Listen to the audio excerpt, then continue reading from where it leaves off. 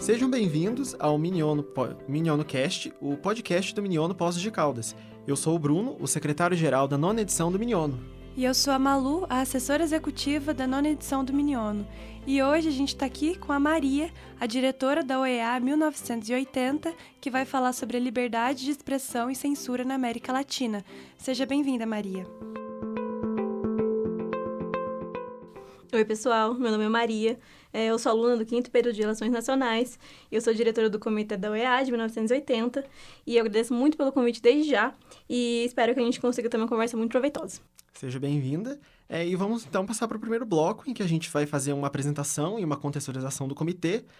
Então, Maria, em que contexto o comitê da OEA 1980 aconteceu? Acho que é importante a gente começar falando que o comitê aconteceu no contexto da Guerra Fria, né?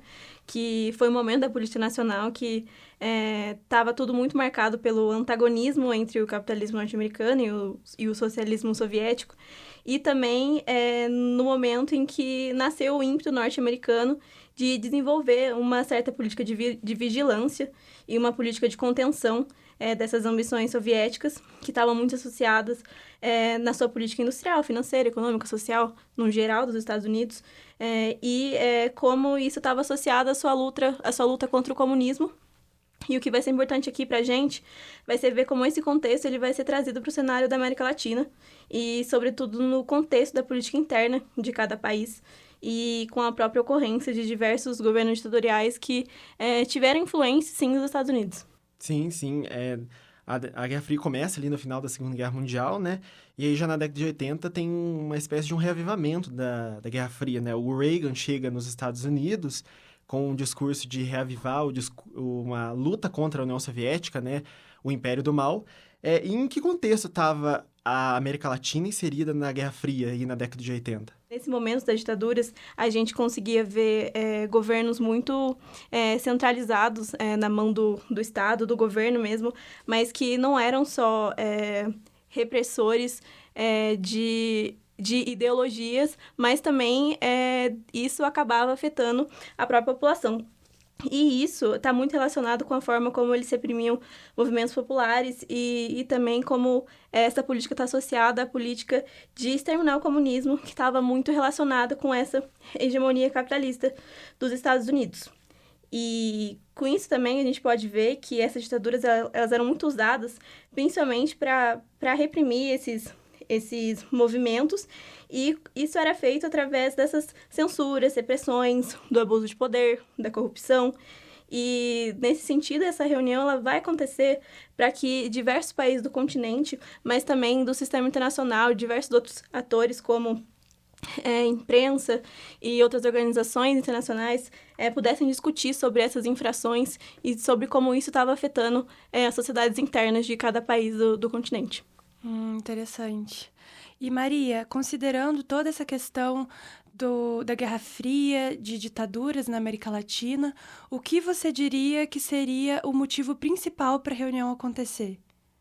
Eu acho que aqui cabe a gente ressaltar um pouco o que é o próprio termo da ditadura, porque eu acho que quando a gente fala dessa centralização de poder e dessa transmissão de autoridade que é de cima para baixo, né, que não leva em consideração toda a comunidade, a pluralidade de grupos, de pessoas que compõem essa sociedade, a gente vê que nesses regimes a política, que é assim, essencial para o diálogo e para a negociação entre essas diferentes partes da sociedade, ela acaba se tornando obsoleta. E isso elimina muito da liberdade de expressão, da aceitação do que é diferente e do próprio acesso à informação também. E isso pode gerar muitas consequências para a qualidade de vida dos cidadãos, causando danos morais, físicos e também com certeza relacionado com as violências que eram perpetradas de forma ideológica e também física. Sim, né?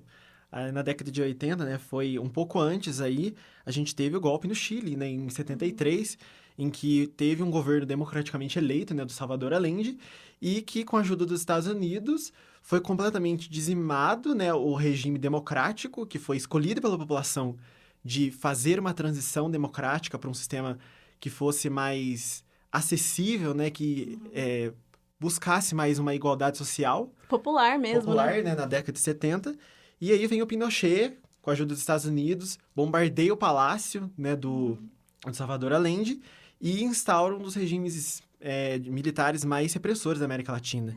Então, vem muito nesse sentido, né, de buscar reprimir esses movimentos populares mesmo. Porque o governo do Salvador Allende foi eleito pela população, foi um governo democrático, né? E a CIA, nesse caso, que é a agência de inteligência dos Estados Unidos, né, nessa época trabalhava como essa vigilância, assim, de uma forma muito bruta, que realmente causava violências diretamente relacionadas à população, qualquer grupo que propagasse ideologias e políticas que fossem populares, assim, e que não estivessem associadas ao que era propagado pelos Estados Unidos, né? Então, qualquer coisa diferente, o próprio comunismo também, que tanto falam. E isso, assim, eu acho que até hoje a gente pode ver como isso causa muitos impactos para a política da América Latina mesmo. É verdade. E eu acho também o exemplo do Chile, que o Bruno trouxe, muito interessante, mas eu acho muito legal também a gente lembrar do nosso próprio exemplo, do Brasil, que em 64 também tirou um governo que foi colocado no poder por voto popular para colocar uma ditadura militar que fosse de acordo com a visão dos Estados Unidos e que passou até ali em 1980, ainda estava sofrendo muito com questões de agressão e de repressão mesmo. Repressão. Logo, uns anos depois ali, depois que aconteceu essa reunião, iria se acabar, mas ainda estava muito forte, muito agressiva essa questão da ditadura no Brasil. É interessante até o caso do Brasil, porque em 1979, mais ou menos pouco antes da gente ter a reunião, o Figueiredo, que era o presidente militar, né, que estava no momento, ele colocou a lei de anistia, né, que teoricamente era para dar uma amenizada nessa repressão que estava acontecendo aqui dentro, que no caso era para perdoar os que eram considerados fugitivos, né, o que era a galera do Brasil que estava sendo perseguida por, né, ter ideologias contrárias do que o governo propagava, mas que serviu, assim, não de muita ajuda, porque não era totalmente livre e ainda tinha, assim, as suas restrições que discriminavam certa parte da população. E é muito interessante porque foi um momento muito próximo da reunião também. Sim, sim. E aí, nesse sentido, qual que você acha que é a importância dessa reunião, né, que aconteceu em 1980? Eu acho que é de total relevância, porque é uma reunião que contou com muitos agentes e atores internacionais que tinham realmente, assim, poder de agência e que cooperavam muito com ideologias que visavam estabelecer uma certa equidade na medida do que era possível em relação a oferecer direitos humanos e realmente tentar voltar com o que seriam os valores democráticos, né? De uma forma que a população não sofresse repressões e violências, enfim. E eu acho que isso foi, assim, tipo, fundamental importância para a gente ouvir o que o resto do mundo e organizações de caráter nacional tinham para falar sobre. Sim, sim. Muito interessante. Agora que a gente já falou sobre o contexto, já tem essa base histórica acerca do debate, vamos começar o segundo bloco, que a gente vai falar sobre os principais atores e posicionamentos dentro do debate. Então, Maria, para você, quais são os principais atores e delegações que vão estar presentes na reunião? Eu acho que todo mundo ali tem uma certa relevância, não tem como. Eu acho que todo mundo já teve uma vivência histórica que formou o seu caráter sociocultural, individual, e por isso que cada um ali tem o seu tópico de discussão, que eu acho que é mais importante, mas eu acho que a gente vê aqui que os principais blocos, se a gente for chamar, são os principais atores, que são os membros mesmo, oficiais, que são os países, e daí a gente pode ver muitos atores que são importantes, como o próprio Estados Unidos, que ele tinha muito poder na OEA, só que de uma forma que, apesar da propagação dele, né, dessa forma que, apesar de ter sido bem direta e violenta aqui na América Latina. Durante a organização, essa reunião da Organização dos Estados Americanos, ele representa uma delegação, assim, com uma colocação diplomática, né? Uma colocação que vai sempre representar, buscar, pelo menos, né? Tentar defender esses ideários deles, que são democráticos, liberais, de aceitação, mas que, no final das contas, a gente sabe que é bem diferente disso. Mas, no final das contas, ele acaba sendo fundamental para a discussão, porque ele teve, assim, pelo menos um dedinho em vários dos países que estão presentes nessa organização. Os Estados Unidos tem um histórico bem longo aí de interferências, principalmente nessa época, né, das ditaduras, né? O próprio governo Reagan, principalmente nessa época, ele voltou muito nesse ímpeto, né, de entrar nos países latino-americanos, e aí muitos usando da força, inclusive, né, para tentar restaurar essa ideia de que é preciso seguir o capitalismo. E da Operação Condor, né? Exato, Operação Condor na América do Sul. E, inclusive, nessa época já tinha a cartilha neoliberal, né, o consenso de Washington. Então, isso tudo ajudou, né? Então, o governo Reagan foi, por exemplo, responsável pela invasão de Granada. Granada escolheu um governo que tinha uma tendência socialista, mas que foi um governo democraticamente eleito, e o Reagan simplesmente fala que não, isso não tá possível acontecer na América Latina, porque os Estados Unidos não permitem. Então... Na Guatemala, no Paraguai. Exato. A lista é longa. A lista é longuíssima, no Brasil, no Chile, na Argentina. Então, os Estados Unidos, sem sombra de dúvida, é das peças-chave, né, que tá ali dentro.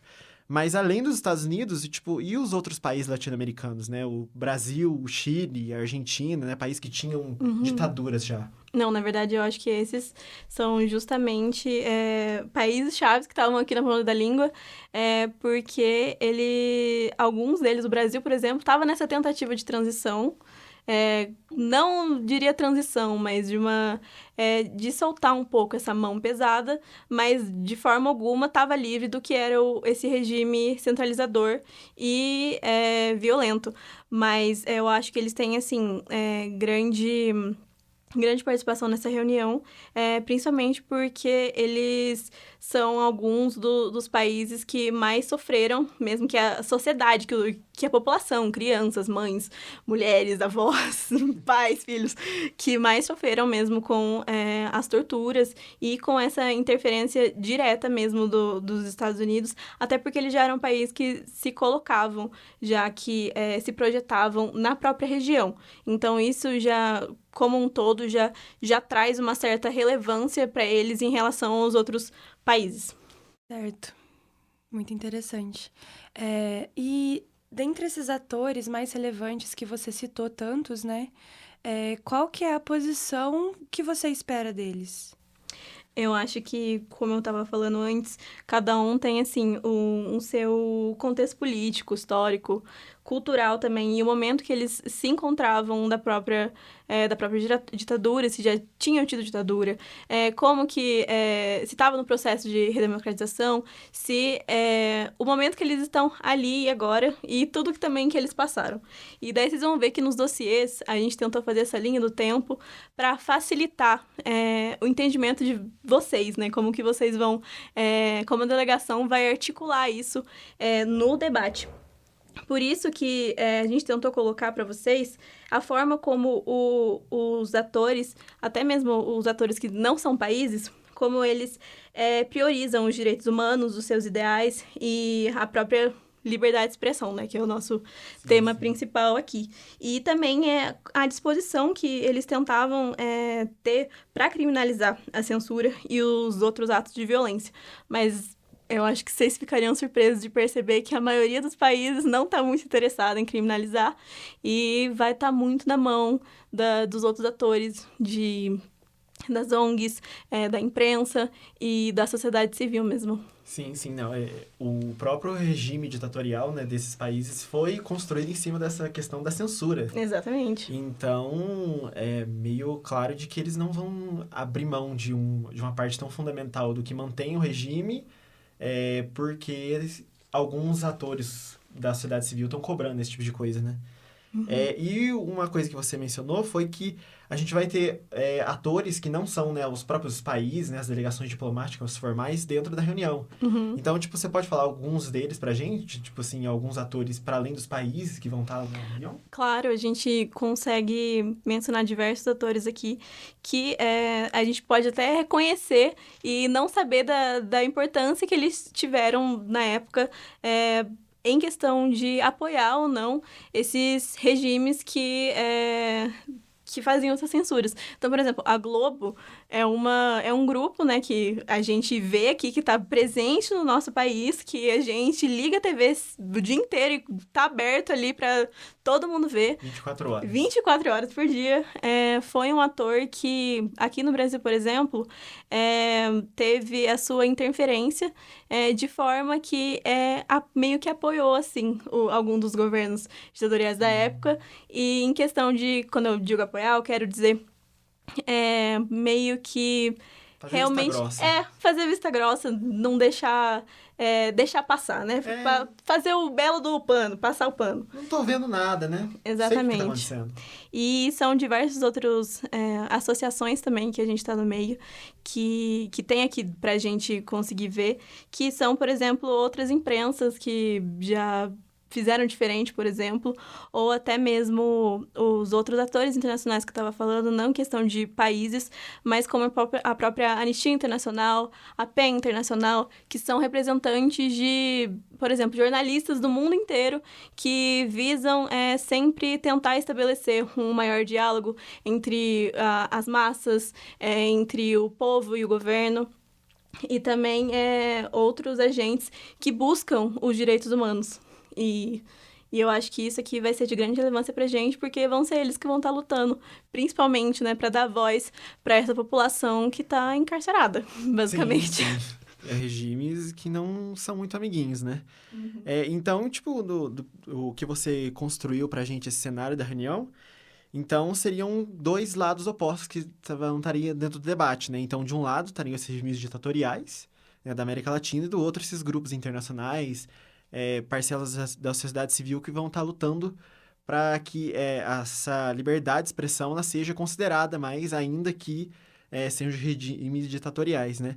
Então, você considera que esses seriam os principais grupos dentro do debate? Eu acredito que sim, e eu acho que a gente vai conseguir observar isso muito melhor quando os dossiês chegarem até vocês, quando vocês verem que muitos dos países possuem contextos muito diferentes, mas que, apesar disso, no final das contas, acaba sendo uma coisa meio parecida, assim, sabe? A gente acaba tendo que... a gente não, a sociedade civil, os grupos, acabam tendo que lutar muito por coisas que deviam ser de direito, de nascença, mas acabam tendo que ser conquistadas, né? Nossa, com certeza.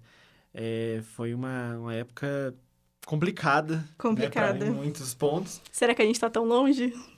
Isso é uma questão, né? Um probleminha aí, né? Que talvez tenha uma sombra desse passado aí que tá batendo na porta. Passado obscuro. Então, é uma coisa meio complicada. Então, a gente termina, assim, o nosso primeiro episódio do Miniono Cast. Muito obrigada, Maria, pela sua presença. A gente volta no próximo episódio ainda falando sobre a OEA, que ainda tem muita coisa pra gente discutir sobre isso. E muito obrigada a todos os ouvintes que ficaram com a gente aqui até agora. Muito obrigada, pessoal, pela atenção até agora. Espero que tenha despertado um pouco do interesse de vocês. Eu gostaria de lembrar vocês de que esse podcast é uma produção da comissão organizadora da 9ª edição do Miniono Poços de Caldas.